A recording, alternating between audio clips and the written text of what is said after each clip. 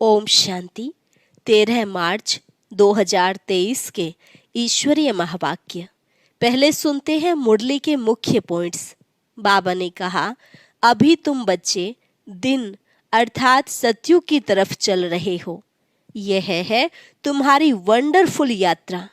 तुम जानते हो हमारी यह यात्रा कलयुग के अंत और सतयुग आदि के संगम पर ही होती है। भले तुम कलयुग में बैठे हो, परंतु तुम्हारी बुद्धि नई दुनिया की तरफ रहनी चाहिए। सदा स्मृति रहे, यह शरीर छोड़ अब हमको बाबा के पास जाना है। ऐसी याद में रहते रहते रात पूरी हो जाएगी और तुम बाप के पास चले जाएंगे। सिवाय स्वर्ग में जाने के तुम बच्चों को और किसी चीज की इच्छा नहीं है, क्योंकि तुम जानते हो हम स्वर्ग में जाएंगे तो सभी का कल्याण हो जाएगा। यहाँ सबकी सूरत भले मनुष्य जैसी है, परंतु सीरत बंदर की है। इन विकारों ने मनुष्य को एकदम बंदर से भी बदतर बना दिया है। ऐसी आत्माओं को बाप फिर से आकर कितना उच्च बनाते हैं, तो उन पर कितना लव रहना चाहिए। बाप कितनी भारी सर्विस करते हैं। अब तुम्हें पुरुषार्थ कर भविष्य में लक्ष्मी व नारायण को वरने का पुरुषार्थ करना है। हर एक अपनी शक्ल को देखे, क्या मैं लक्ष्मी को वरने लायक बना हूँ। और लास्ट में बाबा ने कहा, इस रावण ने मनुष्य को पत्थर बुद्धि बना दिया था। मैं ही आकर तुमको पत्थर से पारस बुद्धि बनाता हूँ। ईश्वर बगैर मनुष्य को कोई श्रेष्ठ बना नहीं सकता, तो महिमा सारी एक बाप की करनी चाहिए। और अब सुनते हैं महावाक्यों को विस्तार से। मुरली का सार। मीठे बच्चे, याद में रहते रहते यह कलयुगी रात पूरी हो जाएगी। तुम बाप के पास चले जाएंगे, फिर आएंगे दिन में।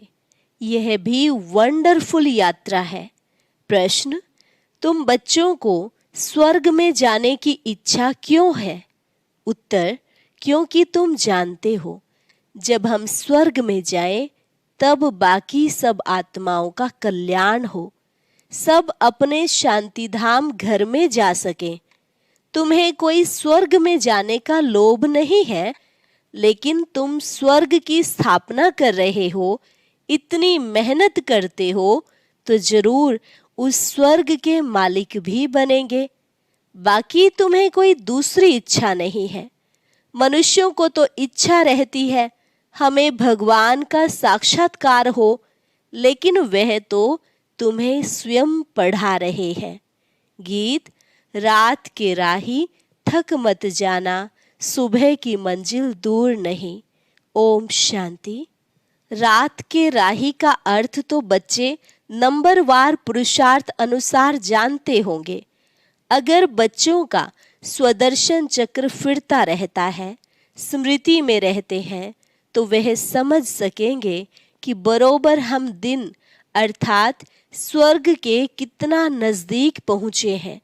बच्चों को समझाया है यह बेहद का दिन और रात है। ब्रह्मा की बेहद की रात कहा जाता है। शास्त्रों में कितना अच्छा नाम लिखा हुआ है। ऐसे नहीं कहा जाएगा कि लक्ष्मी नारायण की भी रात होगी, नहीं। ब्रह्मा का दिन ब्रह्मा की रात कहा जाता है।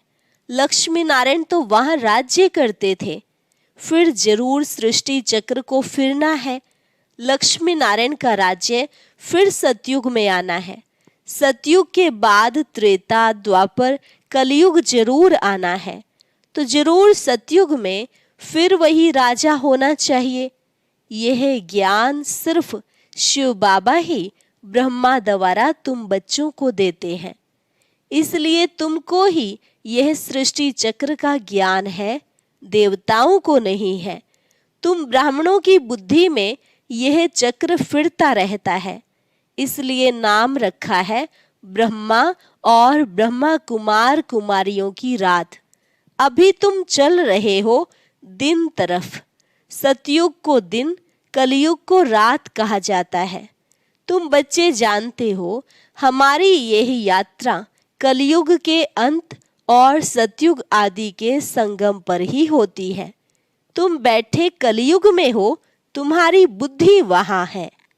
आत्मा को समझना है, हमको यह शरीर छोड़कर बाप के पास जाना है।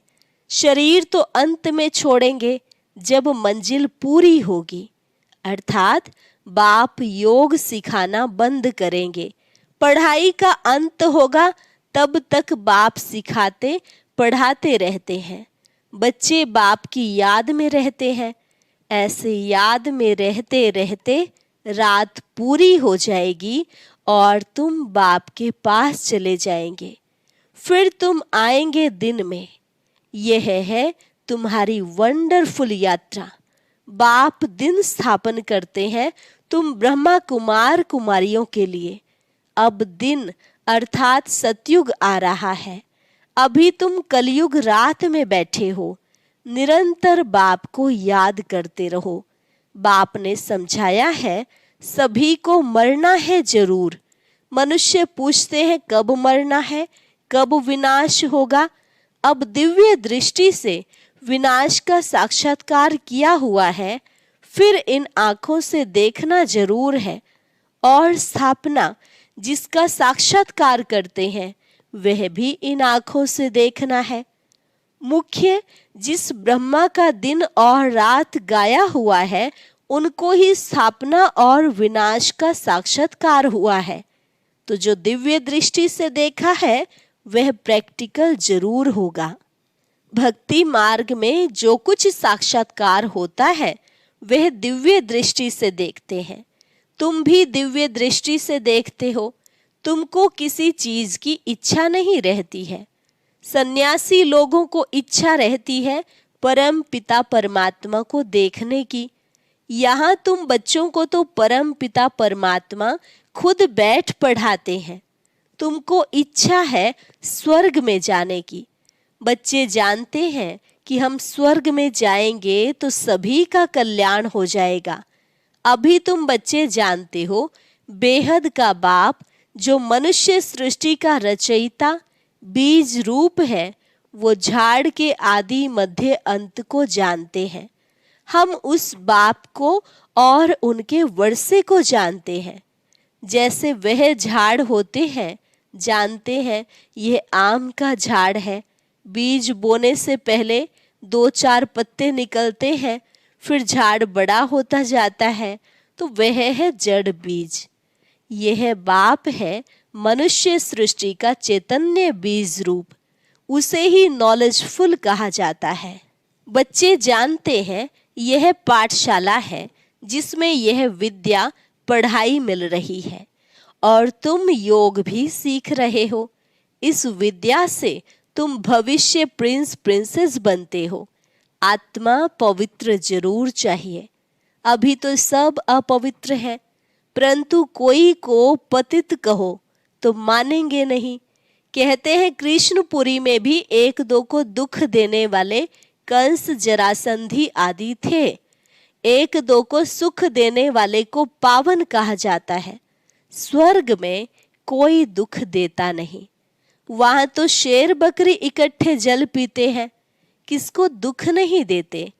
परंतु यह बातें कोई समझते थोड़े ही हैं। जो शास्त्र पढ़े हैं वही बातें बुद्धि में आ जाती है। देवताओं के पुजारी अपने को खुद ही चमाट मारते हैं। हिंदुओं ने आपे ही अपने को चमाट मारी है। अपने देवताओं की बैठ निंदा की है। क्राइस्ट बुद्ध आदि की कितनी महिमा करते हैं, देवताओं की बैठ निंदा करते हैं। यह धर्म की ग्लानि हुई ना। गीता में भी कहते हैं, यदा यदा ही धर्मस्य ग्लानिर्भवति भारत। नाम भी भारत का है। भारत ही भ्रष्ट और श्रेष्ठ बनता है। श्रेष्ठ थे लक्ष्मी नारायण, भ्रष्ट मनुष्य श्रेष्ठ को माथा टेकते हैं। सन्यासी भी पवित्र रहते हैं, परंतु भगवान को जानते नहीं, अपने को ही भगवान कह देते हैं। बाकी दूसरे जो भी गुरु आदि हैं, पतित हैं, विकार में भी जाते हैं। पतित कहा जाता है विकारी को, वह पावन को नमस्कार करते हैं। सन्यासियों को गुरु करते हैं तो भी इसलिए कि हमको आप समान पावन बनाए। आजकल सन्यासी तो कोई मुश्किल बनते हैं, फिर गृहस्थी को गुरु करने से क्या प्राप्ति होगी, जबकि वे खुद ही पतित हैं। परंतु नई आत्माएं आती हैं तो उन्हों की कुछ महिमा निकलती है। किसको पुत्र मिला, किसको धन मिला तो खुश हो जाते हैं, फिर एक दो को देख सब गुरु करते रहेंगे। वास्तव में गुरु किया जाता है सद्गति के लिए। वह जरूर 5 विकारों का संन्यास किया हुआ पवित्र चाहिए। बाकी गृहस्थी गुरु करने से क्या फायदा। बड़े बड़े गृहस्थी गुरु हैं जिनके हजारों फॉलोअर्स हैं, कोई एक ने गुरु किया तो वह गद्दी चली आती है। शिष्य लोग उनके पांव धोकर पीते हैं, उनको अंधश्रद्धा कहा जाता है। मनुष्य भले गाते हैं कि हे भगवान अंधों की लाठी तू, परंतु इसका अर्थ भी नहीं समझते। अंधा बुद्धिहीन बनाती है माया रावण, सब पत्थर बुद्धि बन जाते हैं। इसलिए बाप कहते हैं यह जो भी शास्त्र आदि है इन सब का सार मैं आकर सुनाता हूँ। नारद का मिसाल देते हैं, उनको कहा तुम अपनी शक्ल तो देखो, लक्ष्मी को वरने लायक हो, लक्ष्मी तो स्वर्ग में होगी। अभी तुम जानते हो हमें पुरुषार्थ कर भविष्य लक्ष्मी को व नारायण को वरना है। तो यह भी यहाँ की बात है। शक्ल मनुष्य की है, सीरत बंदर की है। बाप कहते हैं अपनी शक्ल तो देखो। मनुष्य तुमको कहेंगे तुम स्वर्ग का मालिक बनने का भी लोभ रखते हो ना। उनको समझाना है, अरे हम तो सारी सृष्टि को स्वर्ग बनाते हैं, इतनी मेहनत करते हैं तो जरूर मालिक भी हमको बनना पड़ेगा ना, कोई तो राज्य करेंगे ना। बाबा ने समझाया है नंबर 1 है काम महाशत्रु, जो मनुष्य को आदि मध्य अंत दुख देता है। यह आधा कल्प का कड़ा दुश्मन है। भले ड्रामा में सुख और दुख है, परंतु दुख में ले जाने वाला भी तो है ना, वह है रावण। आधा कल्प रावण राज्य चलता है। यह बातें तुम बच्चे ही जानते हो, तुम्हारे में भी नंबरवार है। अब देखो कहते हैं कैलाश पर्वत पर शंकर पार्वती रहते हैं। प्रेसिडेंट आदि भी अमरनाथ कैलाश पर्वत पर जाते हैं, परंतु इतना भी समझते नहीं कि वहां शंकर पार्वती कहाँ से आए। क्या पार्वती दुर्गति में थी जो उनको बैठ कथा सुनाई? सूक्ष्म वतन में तो दुर्गति का प्रश्न ही नहीं। कितना दूर दूर जाकर मनुष्य धक्के खाते हैं। यह है भक्ति मार्ग। दुख तो मनुष्यों को पाना ही है। प्राप्ति है अल्पकाल की। वह कौन सी प्राप्ति है? तीर्थों पर जितना समय रहते हैं उतना समय पवित्र रहते हैं। कोई तो शराब बिगर रह नहीं सकते तो छिपाकर भी शराब की बोतल ले जाते हैं। फिर वह कोई तीर्थ थोड़े ही हुआ, वहां भी कितना गंद लगा पड़ा है, बात मत पूछो। विकारी मनुष्यों को विकार भी वहां मिलता है। मनुष्यों को ज्ञान नहीं है तो समझते हैं भक्ति अच्छी है, उनसे ही भगवान मिलेगा। आधा कल्प भक्ति के धक्के खाने पड़े हैं। आधा कल्प के बाद जब भक्ति पूरी होती है तो फिर भगवान आते हैं। बाबा को तरस पड़ता है। ऐसे नहीं कि भक्ति से भगवान को पाते हैं। ऐसा होता तो फिर भगवान को पुकारते क्यों, याद क्यों करते? भगवान कब मिलता है यह समझ से नहीं है। भक्ति से श्री कृष्ण का साक्षात्कार हुआ तो बस समझ से उनको भगवान मिल गया, वैकुंठवासी हुआ। श्री कृष्ण का दर्शन हुआ, बस चला गया श्री कृष्णपुरी। परंतु जाता कोई नहीं। तो भक्ति मार्ग में अंधश्रद्धा बहुत है। तुम बच्चे अभी समझ गए हो। बाप साधारण तन में आते हैं तब तो गाली खाते हैं, नहीं तो भला किस तन में आए। श्री कृष्ण के तन में तो गाली खा न सके, परंतु श्री कृष्ण पतित दुनिया में पावन बनाने आए, यह हो नहीं सकता। श्री कृष्ण को पतित पावन कहते भी नहीं है। मनुष्य यह भी समझते नहीं कि पतित पावन कौन है, कैसे आते हैं, इसलिए कोई को भी विश्वास नहीं बैठता है। शास्त्रों में तो है नहीं कि कैसे ब्रह्मा तन में आते हैं।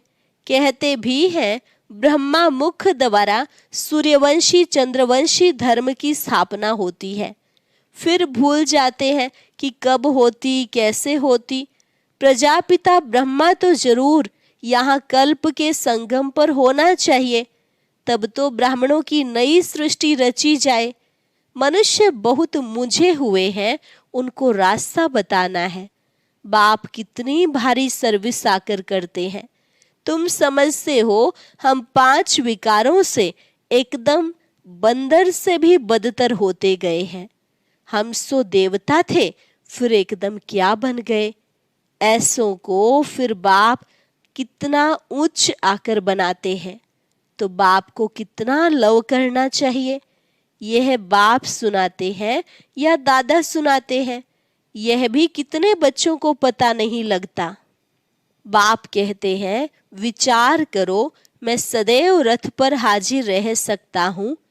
यह तो हो नहीं सकता, मैं तो आता ही हूँ सर्विस पर।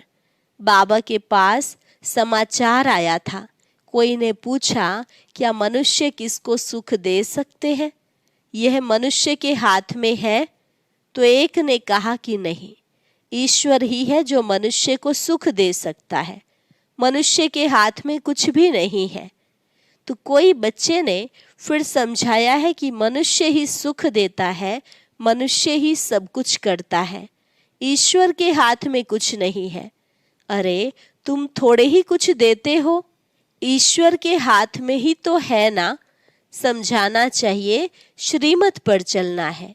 परम पिता की श्रीमत बिगर कोई सुख दे न सके। अपनी बड़ाई नहीं करनी चाहिए।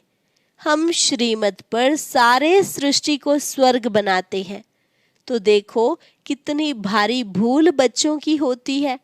वह कहते ईश्वर के हाथ में है, बीके कहते कि मनुष्य के हाथ में है। वास्तव में है तो बाप के ही हाथ में। श्रीमत बिगर कुछ कर नहीं सकते। मनुष्य बिल्कुल वर्थ नॉट ए पेनी बन जाते हैं।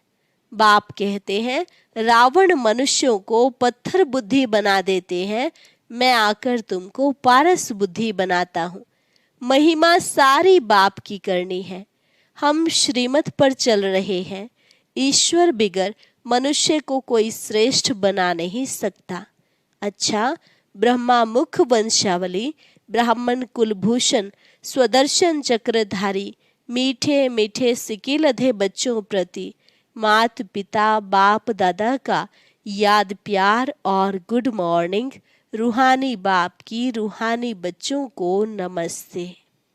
रूहानी बच्चों की रूहानी बाप दादा को नमस्ते नमस्ते, गुड मॉर्निंग। धारणा के लिए मुख्य सार। पहली पॉइंट, बाप जो इतनी सर्विस करते हैं, हमें इतना उच्च देवता बनाते हैं, ऐसे बाप से दिल का सच्चा लव रखना है। देवताओं समान सबको सुख देना है। दूसरी पॉइंट, एक बाप की सदा महिमा करनी है, अपनी बड़ाई नहीं दिखानी है।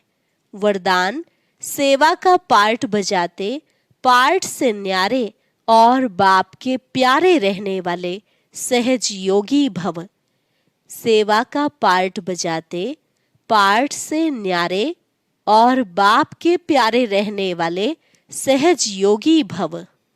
कई बच्चे कहते हैं योग कभी लगता है, कभी नहीं लगता है।